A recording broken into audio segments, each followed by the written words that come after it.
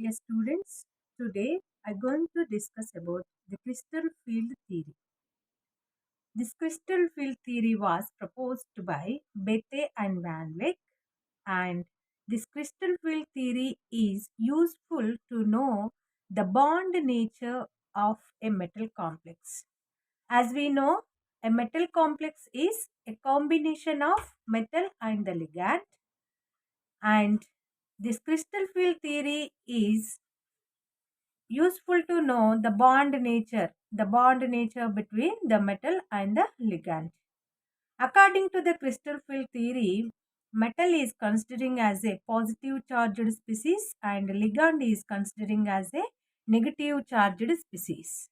Therefore, the bond between metal and the ligand is a purely electrostatic attraction between two dipoles, that is positive charged cation and negative charged anion, that is ligand, right? Therefore, the bond between metal and the ligand is a ionic bond, and there is no overlap between metal and the ligand orbitals present. According to crystal field theory, when the metal is in free state, the metal is acting as a positive charged species. When it is dipped in a ligand solution, all the ligands will be surrounded around the metal ion, and there starts the attraction between positive and negative charged species. Therefore, the electrons present in metal ion and the electrons present in ligand orbitals will get the interaction. This interaction leads the repulsion between the electrons present in metal orbitals present in ligand orbitals. This repulsion causes the splitting of d orbitals into different energy levels. When the metal is dipped in the ligand solution, then when the ligands will take the positions according to the geometry, the splitting of d orbitals will takes place. Some will take higher energy level, some will take lower energy level. As I said, all the 5d orbitals of metal ion are in degenerate state. That means energetically equal when it is in the free state. All these 5d orbitals are in degenerate state in free state of metal ion.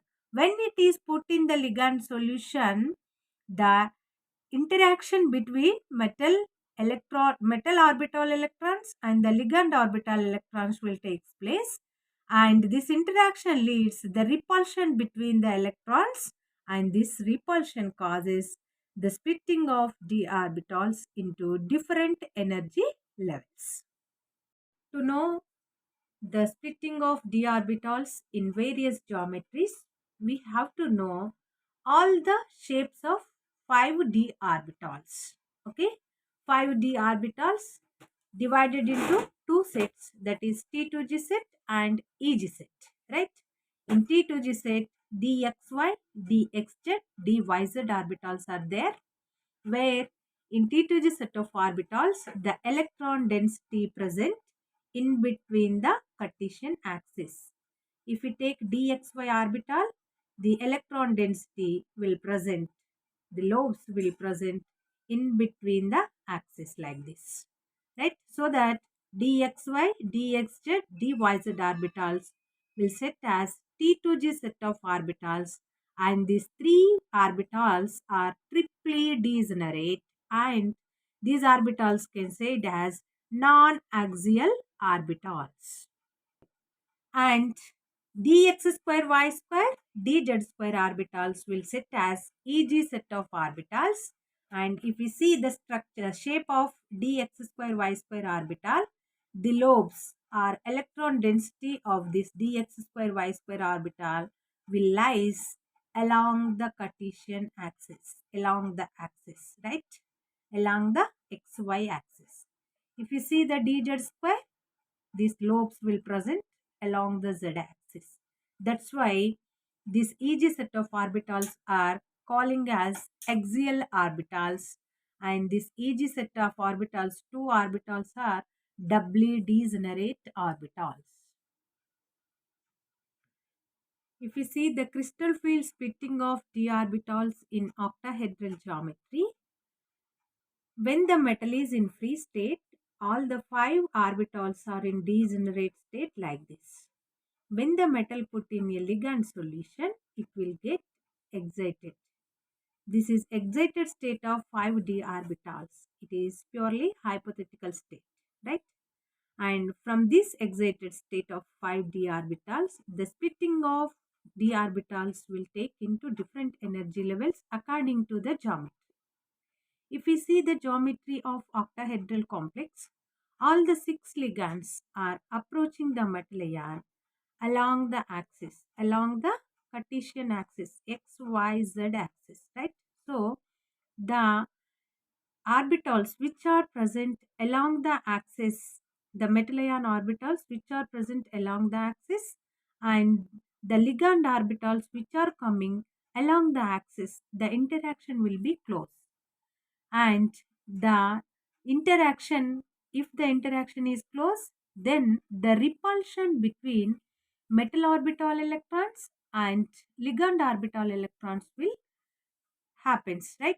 So that repulsion causes the splitting of the metal orbitals into different energy levels.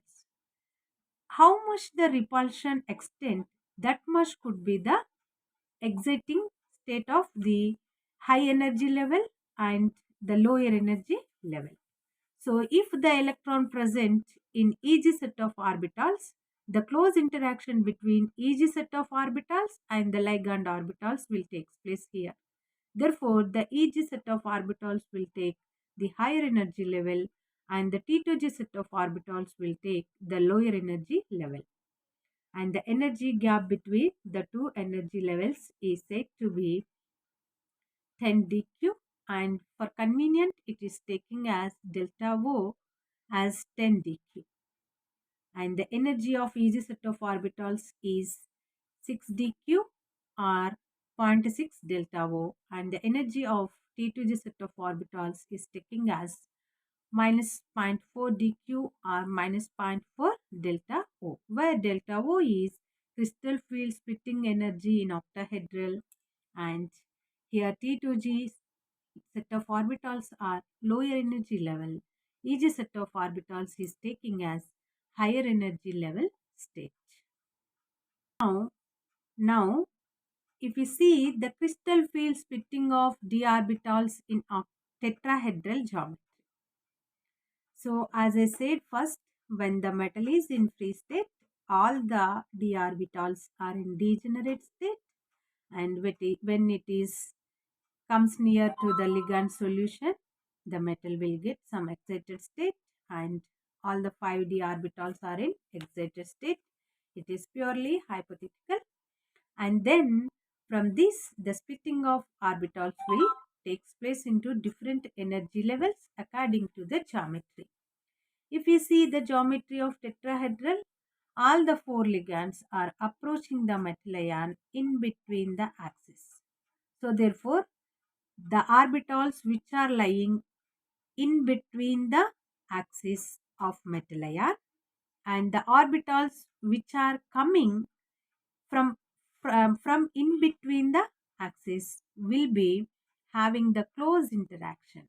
Therefore, the electrons present in metal orbitals and the ligand orbitals will get the repulsion. That repulsion causes splitting of d orbitals. Therefore, the T2G set of orbitals will lies in between the axis. Therefore, they would get more repulsion. That's why they would excite into higher energy level, right? Therefore, the T2G set of orbitals will get the higher energy level and the EG set of orbitals will get the lower energy level. Here one point to be noticed, I'm not writing here T2G, but I'm writing here only T2, and here also not writing EG, I'm writing only E, because this tetrahedral geometry has no center of inversion. right? It is a non-centrosymmetric geometry. That's why we are not putting the G subscript here, right? So the energy gap between the two energy levels is described as delta T, that is crystal field splitting energy for tetrahedral complexes, and it is taking as 10 dq, and the energy of T2 set of orbitals is 4 dq or zero point 0.4 delta T, and the energy of E set of orbitals is minus 6 dq or minus zero point 0.6 delta T, where T2 is the higher energy level state, E is the lower energy level state.